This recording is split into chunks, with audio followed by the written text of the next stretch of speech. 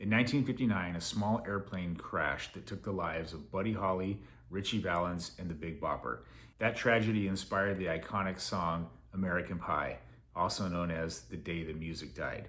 The aircraft was a 1947 V-35 Beechcraft Bonanza. I was about to fly a 1948 model of that airplane, and for a brief moment, I thought I might meet a similar fate. The smell of burning asphalt and hot, dry, dusty winds welcomed me across the ramp to the 1948 Beechcraft Bonanza. Long oil streaks on the two-toned blue paint and a dark puddle under the nose screamed for a mechanic or a hazmat team. As it turned out, my instructor, Bill Jr., was also the mechanic that certified this beast to fly. So he had confidence in his work, but it's not like that would make me any less dead. I climb up on the wing and I'm looking inside thinking, this doesn't look anything like an airplane. All the gauges were in the wrong place. They were just randomly spaced. They didn't look like gauges that I was familiar with. The instruments were all discolored and all the lenses had like cataracts. They had this yellow film over them and even the needles looked different. I wouldn't have known that I was looking inside an airplane if I weren't standing on the wing. And the weirdest thing about it was the control yoke. Every airplane that I'd ever been in had an identical control yoke on each side. Well, this had a flip over yoke. So there was only one yoke, but it moved from side to side.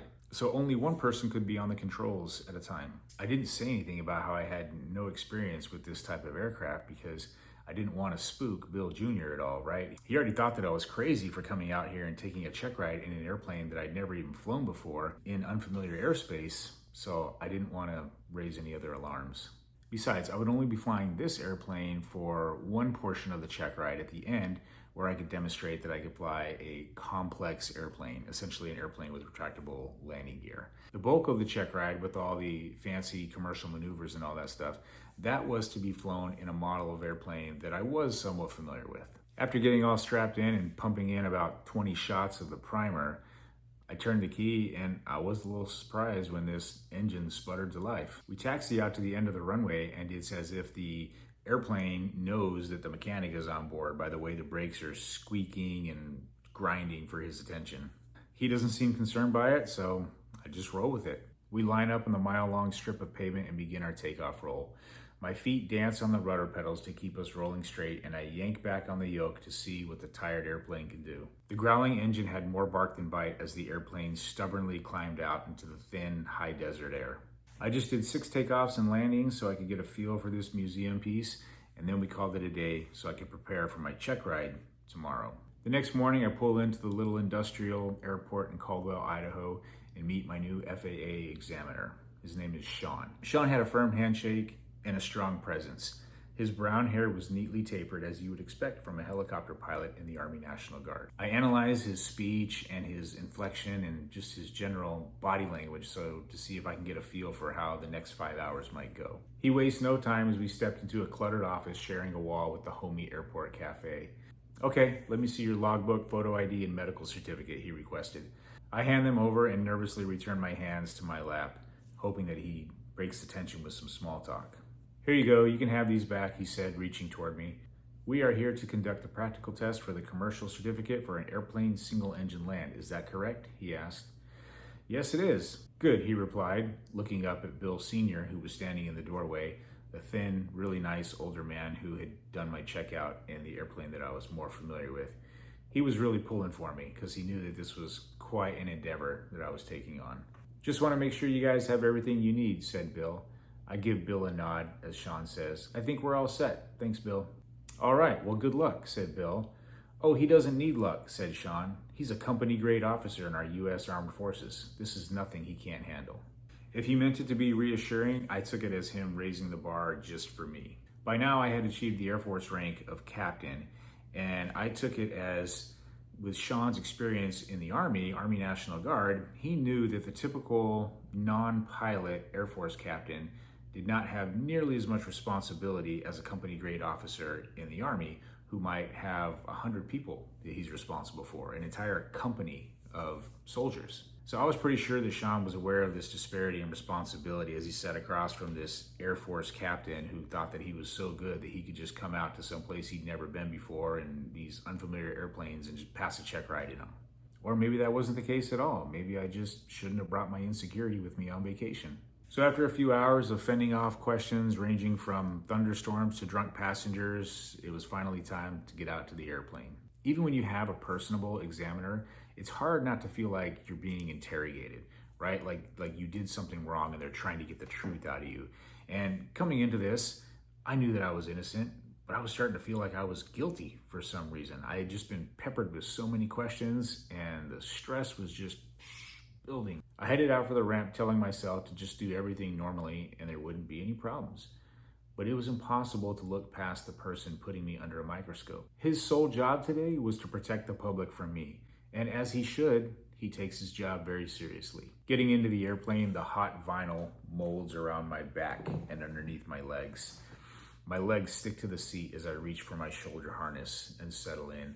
I talk him through the pre-takeoff checklist and I'm so distracted, wondering what he might be thinking. Because surely he's done enough of these check rides to have a pretty good idea of how this is gonna go. Up in the air, he was pleasantly quiet while I demonstrated what I'd been trained to do. After an hour and a half and adding 2 new airports to my logbook that I hadn't even been to before on the checkout, we returned back to Caldwell to switch airplanes. The merciful Checkride protocol demands that if I fail, he's required to notify me immediately. So his silence meant that we were moving forward to the stubborn old Bonanza. Nicknamed the Doctor Killer, this airplane was a favorite among professionals who enjoyed hobby flying, specifically doctors, who had the money but not necessarily the skill or experience to handle these airplanes. Oh, the irony, right? So here I was with less than an hour of experience in this airplane, and I'm going to be trying to demonstrate my proficiency and my ability to safely operate this airplane. So I get another good look at all the years on this airplane as I walk around doing the pre-flight, checking the fuel tanks and kicking the nose wheel. Oh, how I envied my content colleagues who didn't need to do stuff like this. I'm thinking, why do I keep putting myself in these situations with all this stress and pressure when like all the people I work with, they're just satisfied with where they're at in life and they're not out here doing this. I mean, I'm on vacation after all, right? So even if I leave here today with that piece of paper that says I'm a licensed commercial pilot, like how long is that going to satisfy me for, right? What's next? What am I going to be chasing after this? And whether I pass or fail, I may have just wasted a whole lot of time and money. But Tina is hoping that this is the ticket to a happier husband because that's what I've been telling her after all. The punishing midday sun makes for a brutal half-mile taxi with hangars on one side of the blacktop and crispy grass on the other. With only one palm-sized flap on the pilot side window for ventilation, the cabin is a pressure cooker until we get the aircraft in the air. I raise my sunglasses and use my sleeve to wipe the sweat out of my eyes as I bring us to a stop at the end of the runway. Just stay calm, you're almost done, I'm telling myself. Literally, all I need to do is a normal climb out, depart just outside of the traffic pattern, and put myself in a position where I can extend the landing gear manually, simulating that it wouldn't come down from the lever, and then just make a safe, normal landing, taxi back, and shut it down, and I'm done. That's all I have to do. I feel Sean's stare as I complete the before takeoff checklist, and I yank his seatbelt and reach across him to double check the door. You ready? I ask. I'm ready, he responds. I stick my neck forward, exaggerating my check for other airplanes, and then I pull forward and line up with the runway centerline, thinking this is just going to be a normal departure and a normal landing. The engine builds momentum as it pulls down the runway. I watch the cloudy airspeed gauge where a shaky needle tells me it's time, or close enough, to rotate and pull back on the yoke. The normal grumble of a throaty engine and a whistling window fill the cabin as I move my hand forward to bring up the landing gear lever. As the gear comes up, speed and climb rate start to improve until pop! Just then, wind grabs my shirt and swirls papers and checklists around the cabin. I look over at Sean and I see sky where I shouldn't be seeing sky. He reaches for the door handle and pulls the door back in, trying to hold it closed. Whooshing air takes over the intercom and I can barely hear Sean saying, "I've got the door." And all I'm thinking is, I've blown it. Like, this is it. I've screwed it up. Why didn't I triple check the door? But I still have an airplane to fly. The engine is just screaming through the gap in the door and it's so loud. I just want the noise to stop, but I need to keep getting farther away from the ground. Then Sean yelled out something that was very encouraging. He said, "It's all right. This airplane has done this before. While I should have been completely focused on flying the airplane, honestly, I was still thinking, wow, okay, so maybe it's not my fault. He didn't say, you failed the check ride. He didn't say, turn around and go back. What did he mean by it's all right? Did he mean that it's not my fault? Or did he mean that it's okay, the airplane's flying okay, and we're not gonna die? Because it's not dying I was worried about. Scott yells out, just keep it climbing straight ahead for now. So I look over and nod my head to acknowledge him.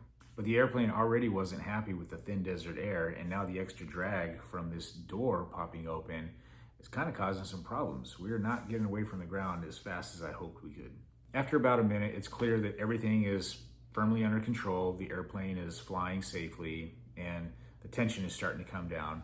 Scott hints to me that the check ride is not over by saying, bring it back around for a landing, and I want you to simulate that the landing gear will not come down. This is the scenario that I was expecting, but not with an open door with all this rushing air and, thinking it would be harder to fly the airplane, but I go with it. So I reach behind the seat, twist my torso all the way around while I'm trying to keep this unstable airplane flying. I feel for the crank handle and start to rotate it. And it's dozens of cranks. It's not like just 2 or 3 cranks. Like, I was back there for a while fighting with this airplane, trying to keep it steady, all the while trying to maintain my heading, trying to maintain my altitude when the airplane doesn't want to maintain altitude. I've got all the noise coming in through the door, and it's a little bit stressful. One hand has to stay on the yoke, obviously, so I'm bringing that back up to make adjustments to the engine power to try to maintain altitude, trying to get the trim just right to make it a little bit easier for me while I'm trying to do this. With all this going on, I realize I've kind of lost track of how far I am away from the airport. Again, this is an unfamiliar airport. These fields, all the surrounding, the landscape does not look familiar to me at all. After a few seconds, I regain my situational awareness just as a green light pops up on the instrument panel to let me know that the gear is down and in position and we are safe to land. So looking out the window of the fluttering door, I can see the hangars and then the runway, and I'm getting us in position to land. This should be an uneventful landing. On the final approach now, I lower the flaps and complete the before landing checklist.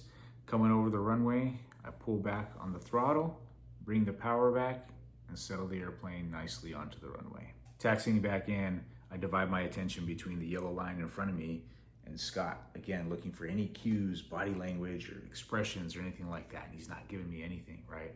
So I'm trying to stay focused on this yellow line, taxiing back. I bring it back into the parking spot, pull the mixture out, cut off the fuel, and the whole airplane shakes as the big tired engine comes to a stop.